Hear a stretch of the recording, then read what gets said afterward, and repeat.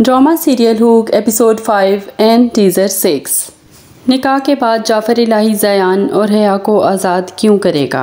ज़यान का क्या अंजाम होगा?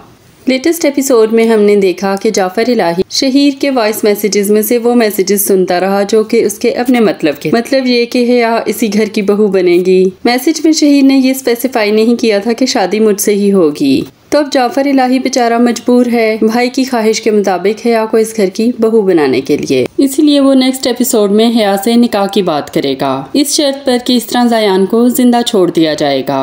हया से निकाह करके जाफर हया और ज़यान दोनों को आज़ाद छोड़ देगा। यही जाफर इलाही का इंतकाम होगा कि हया और ज़यान दोनों आज़ाद होंगे लेकिन एक दूसरे के नहीं हो सकते होंगे। हया और ज़यान की कदम कदम पर मॉनिटरिंग करेंगे जाफर इलाही के बंदे। जैसा कि एक्सपेक्टेड है, ज़यान इतनी मार धाड़ और इतने तशद्दुद के बाद भी बात नहीं आएगा और हया का पीछा करता रहेगा। जाफर इलाही निकाह के बाद अपने घर क्यों नहीं लेके जाएगा हया को? तो एक वजह तो वो है जो इस एपिसोड में अपने दोस्त को बता रहा था कि मेरी माँ इंतकाम में अंधी हो चुकी है, इसलिए मैं उस लड़की को इस घर में नहीं लाना चाहता। इसकी तीसरी वजह हया की बहन होगी जो नेक्स्ट एपिसोड के प्रोमो में जाफर इलाही से मिलती है और कहती है कि मेरी बहन को मार देना। इस बात से जाफर इलाही को अच्छी तरह समझ आ जाएगी कि कैद के बाद की जिंदगी हया के लिए कैसी होगी। ससुराल वाले तो पहले ही रिश्ते से इनकारी हो चुके हैं, फिर आज़ाद होते हुए भी और मोहब्बत के बावजूद हया और ज़यान ना तो मिल सकते होंगे और ना ही एक दूसरे को अपना सकते होंगे।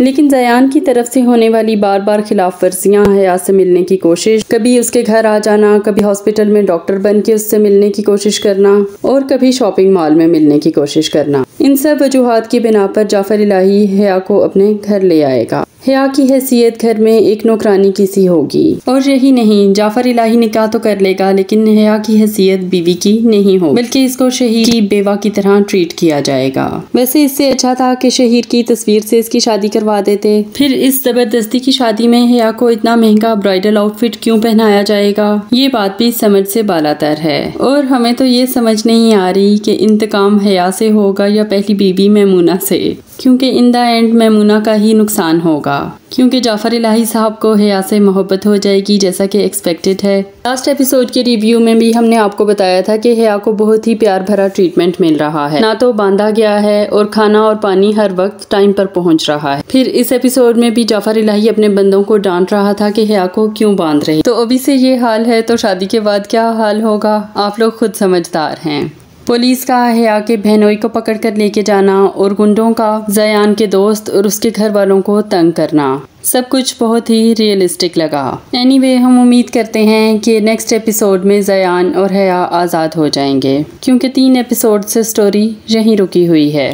मैमूना और जाफर की स्टोरी अभी तक प्रोसीड नहीं हुई, हमें अभी तक कुछ भी नहीं दिखाया गया इस बारे में कि इन दोनों की शादी कैसे हुई और क्यों हुई।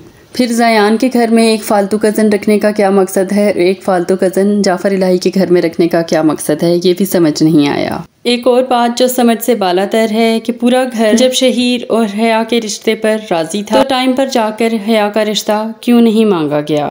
एनीवे, ड्रामा को इंटरटेनमेंट के पॉइंट ऑफ व्यू से देखें, इखलाकियात के पॉइंट ऑफ व्यू से नहीं, और एंजॉय करें।